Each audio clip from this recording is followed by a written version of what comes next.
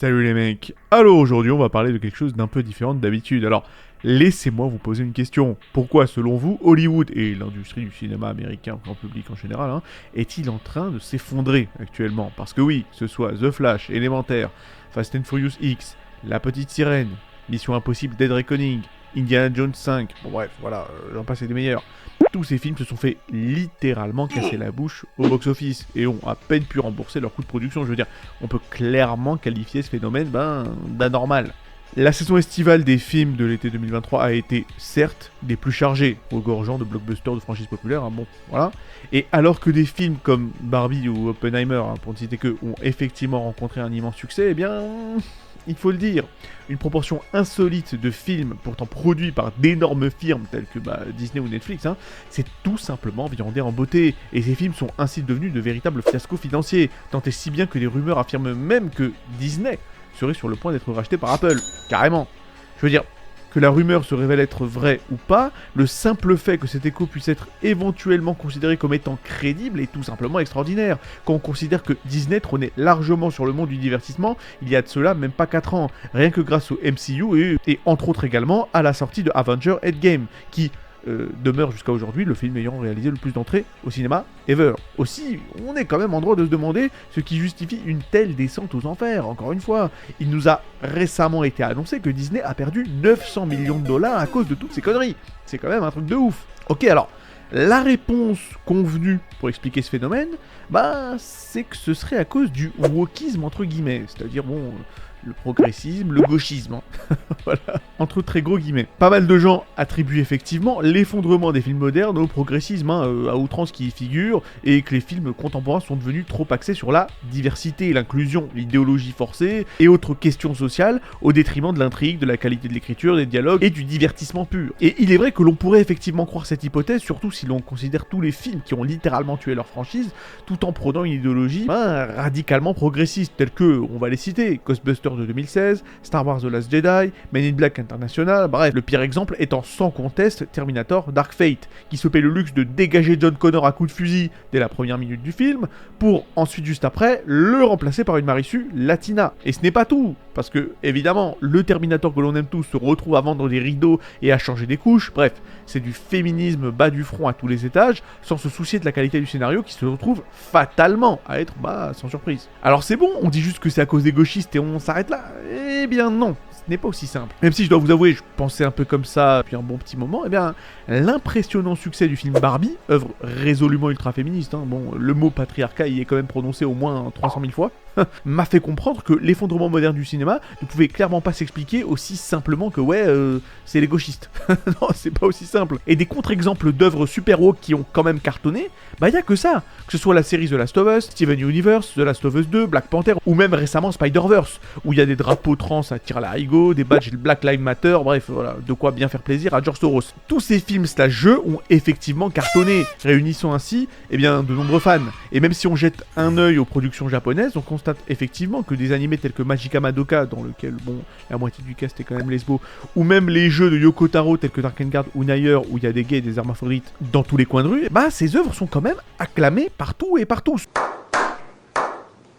En fait, ce que certaines personnes ne semblent pas pouvoir comprendre, c'est que le mec de base, le quidam lambda, il s'en fout de woke pas woke en fait. Ce n'est pas l'idéologie progressiste d'un film ou d'un jeu ou peu importe qui va principalement décider de s'il va être globalement apprécié ou pas.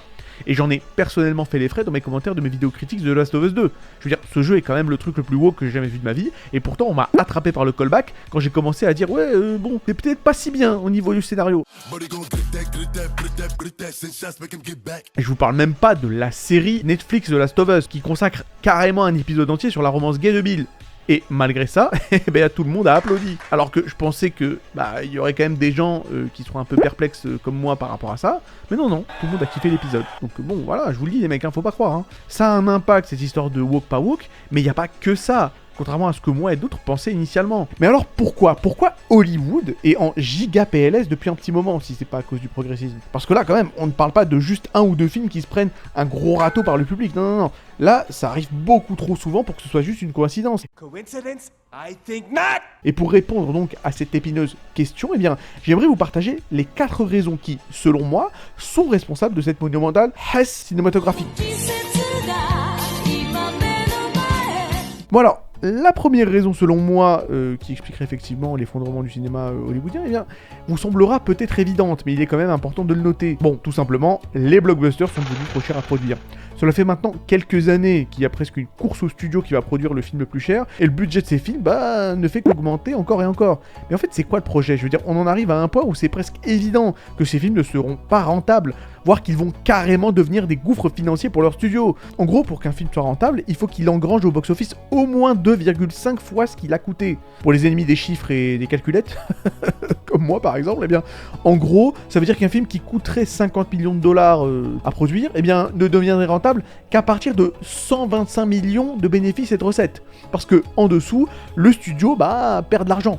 Je rappelle qu'il n'y a pas que le coût de la production à prendre en compte. Hein. Non. Il y a aussi la distribution, le marketing et tout le tout team. Petit exemple avec le film Black Adam, donc avec l'inénarrable Dwayne Johnson, qui, malgré le bénéfice supérieur au coût de production, est quand même en réalité un échec financier cuisant. Et pourquoi? Parce que le film a coûté 260 millions de dollars à produire, et au final, il n'a rapporté que, entre guillemets, 393 millions de dollars. Et selon la logique des 2,5 tout ça, eh bien Warner Bros a en réalité perdu des millions de dollars en produisant ce film.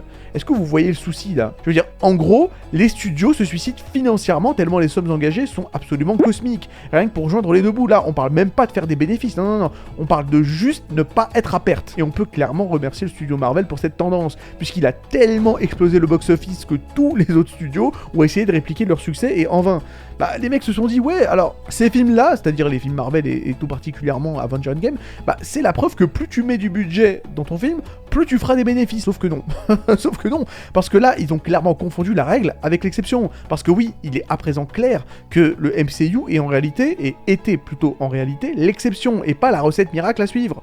Les mecs ont juste été malins, et ça avait effectivement du sens d'augmenter considérablement le budget sur un film comme Avengers Endgame, par exemple, parce qu'ils ont tellement teasé le truc pendant 10 ans à travers tous les autres films du MCU, que c'était un peu le endgame au final. Vous voyez, les mecs avaient tout prévu. Et le pire dans tout ça, c'est que même le studio Marvel lui-même commence à galérer tellement leurs films sont chers à produire. Parce que bon, quand ton film doit faire au moins 700 millions de dollars minimum au box-office pour être à peine rentable, c'est qu'on commence quand même à avoir un sérieux problème de sommes engagées. Non mais imaginez le truc, il y a quand même des films qui ont rapporté plus de 800 millions de dollars et qui ne sont toujours pas rentables, ou alors vraiment au ras des pâquerettes. C'est complètement con, en réalité c'est même lunaire. Faut se calmer là, faut se calmer les studios là, je vous le dis. Hein. Les mecs sont tellement avides de fric et de péter les records de Marvel qu'ils se tirent financièrement une balle dans le pied. Je sais pas comment le dire autrement. Oh merde, c'est des dinosaures. Oh merde, c'est des putains de dinosaures. Bon allez, seconde raison qui explique en partie l'effondrement du cinéma grand public, et celle-là va peut-être vous surprendre, en fait le truc c'est qu'il y a trop de blockbusters. Pire, on est complètement et clairement dans une ère de, entre guillemets, quantité au détriment de la qualité. Bon allez, petit quiz pour les cinéphiles, est-ce que vous savez pourquoi on appelle un blockbuster justement? En fait, pour répondre à cette question, revenons dans le passé à l'été 1975 pour être exact. C'est à cette période que sort Les Dents de la Mer de Spielberg. Bon, Les Dents de la Mer est un immense succès, au point où il y a des kilomètres de fil aux entrées des cinémas américains. A.k.a. les blocs, c'est-à-dire les allées, sont bouchés, se retrouvent bouchés par tous ces gens qui veulent voir le monument populaire qui était donc les Dents de la Mer, et d'ailleurs qui est toujours les Dents de la Mer. Ce phénomène recommence ensuite en 1977 à la sortie du premier Star Wars. Et là, les mecs se disent qu'il serait peut-être temps de nommer le truc. Voilà, ces films de l'été qui déchaînent les passions au point de se taper des heures de file d'attente pour les voir. Et donc, ainsi est née l'expression blockbuster. Ok, alors, est-ce que vous voyez où je veux en venir ou pas? Donc, 1975... 1977, bon, en gros, un blockbuster à la base, c'est censé être rare. Jusqu'à ces 10 dernières années, il y avait, peut-être 1 ou 2 blockbusters dans l'année, si tout va bien. La sortie de ces films-là, c'était l'événement de l'année, donc forcément, les gens se pressaient dans les salles pour ne pas les rater. Et c'est là que le Marvel Universe, donc le MCU, est arrivé, et a débuté la plus grosse compétition ever de quel studio pourra faire le plus rapidement faillite. En gros, et pour faire simple, tous ces studios veulent à présent que chacun de leurs films devienne un blockbuster, et ils les sortent à n'importe quel moment de l'année, et plus seulement en été. Mais quand on a un qui sort tous les mois, ça a plus d'intérêt. Rien que le mois de mars de cette année, c'est-à-dire en 2023, on a eu Creed 3, Scream 6, Shazam 2, John Wick 4 et Donjons et Dragons. On parle quand même de 5 films au coût de production massif qui sont tous sortis le même mois. Je veux dire, si on est un citoyen lambda, on n'a ni le temps, ni les moyens, ni l'envie, ni ce que vous voulez, d'aller 5 fois au cinéma dans le même mois pour tous les voir. Si tu sors un blockbuster toutes les semaines, à partir d'un certain moment, les gens n'en auront plus rien à foutre. Ça devient tout simplement banal. On est passé du film de l'année au film de la semaine limite. Les studios se foutent carrément des bâtons dans les roues eux-mêmes. À un moment, faut quand même dire les termes. Cela dit, avant d'aller plus loin dans notre vidéo, j'aimerais quand même vous parler de 2-3 petites bricoles, qui sont quand même un peu importantes. Déjà, si vous ne le saviez pas encore, je suis également actif sur d'autres plateformes que YouTube, et donc pour rester connecté avec Yaginalyse en dehors de mes vidéos hebdomadaires, vous pouvez me retrouver sur Instagram, TikTok, Twitter, réseaux sur lesquels je poste au moins une fois par jour. Eh oui. Il y a également Spotify, où je poste tous les jours mes vidéos en format de podcast. Et pour finir, il y a Patreon. Alors, créer des vidéos demande beaucoup de temps et d'efforts, vous vous en doutez, et pour être honnête, vous pourriez être surpris d'apprendre que je ne reçois pas grand chose de YouTube directement, et encore, c'est un euphémisme.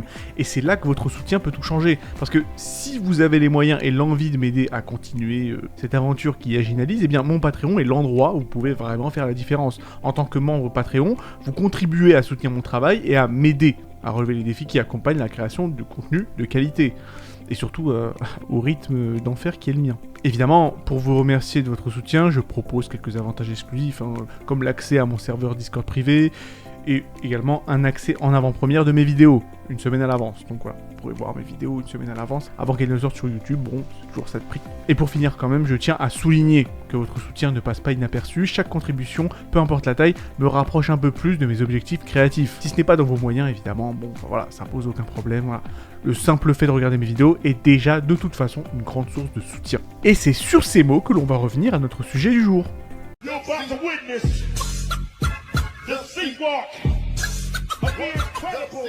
Bon, venons-en au troisième point, le seul qui ne dépend pas vraiment d'Hollywood en fait, c'est-à-dire évidemment des habitudes des spectateurs qui ont été modifiées par la pandémie. Et oui, certains d'entre nous se sont habitués à éviter les lieux trop bondés et la foule en délire accessoirement. Je dirais même que certains d'entre nous n'ont juste plus envie d'aller au cinéma aussi souvent.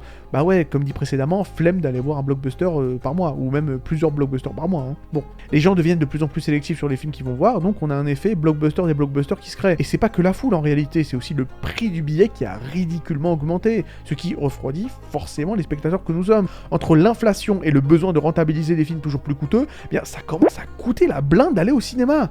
Ton date au ciné va te coûter, en principe, autant qu'un restaurant, voire plus cher. Surtout si tu vas dans un Kinépolis et que tu prends du popcorn et une boisson. Je veux dire, t'imagines dépenser ça 5 fois dans le mois? Il y a un moment où il faut quand même être pragmatique, je veux dire. Normal que les gens soient de plus en plus sélectifs sur le choix de leurs films, surtout quand tu dois donner un rein pour y aller. Ah merde. C'est clair. On est tous dans la merde. Et enfin, on va finir sur la quatrième et dernière raison selon moi qui explique la déchéance d'Hollywood, c'est le woke. Donc on va retourner effectivement sur ce sujet très épineux du woke, mais cette fois, je vais être un peu plus précis, c'est le woke mal placé. Parce que le truc avec le progressisme, c'est que ça peut effectivement plomber une œuvre aux yeux du public, mais seulement sous certaines conditions et sur certaines franchises. Par exemple, lorsqu'on nous annonce, et là je vais donner effectivement un exemple vidéoludique, que le reboot de Battlefield, censé se passer durant la Première Guerre mondiale, mettra des femmes en avant sur le champ de bataille, évidemment que les gros gamers nerds, dont je fais partie, oui effectivement, vont pas être contents. Par contre, si tu mets ton progressisme dans une licence qui s'y prête mieux, comme Barbie en fait, voilà, exemple tout trouvé, ou même dans une toute nouvelle franchise telle que, je sais pas, Steven Universe ou Undertale par exemple, Undertale qui présente quand même, il faut le dire, un couple lesbo sans que personne n'ait jamais moufté, justement, les gens s'en foutent et les gens ne mouftent pas. Bon, il faut le dire, en ce qui me concerne moi personnellement, peu importe dans quelle œuvre tu mets du woke, moi ça va me déranger, je vais pas mentir. Mais j'ai le recul nécessaire pour comprendre que, moi c'est pas la majorité et que la plupart des gens se foutent de voir une idéologie gauchiste fourrée dans leur fiction, ils en ont rien à foutre. À partir du moment où la fiction en question s'y prête et que c'est plus ou moins bien écrit, les gens sont contents en fait, tout simplement. Genre le reboot de She-Ra est méga woke de La Mort qui tue, et pourtant ce dessin animé a une grosse fanbase. Donc voilà, j'ai donné l'exemple de Undertale, je peux donner 1 milliard d'autres exemples. De dire que c'est pour ça qu'ils échouent au box-office, que c'est pour ça qu'ils sont financièrement pas viables, non, c'est pas vrai. Parce qu'en réalité, la situation est beaucoup plus complexe que ça, en fait. C'est tout. C'est tout ce que je voulais dire. Bon, alors voilà, en espérant que la vidéo vous a plu. Là, c'est une vidéo effectivement vraiment différente de d'habitude, parce que là, je parle pas d'animé, de jeux vidéo ou de manga, mais je parle des films en termes généraux, sans pour autant me focus sur un truc bien en particulier, ou d'analyse de personnages, je sais pas quoi. Écoutez, dites-moi ce que vous en pensez. Dites-moi s'il y a d'autres sujets que vous aimeriez que je tacle. Abonnez-vous pour encourager la chaîne. Prenez soin de vous, et à la prochaine.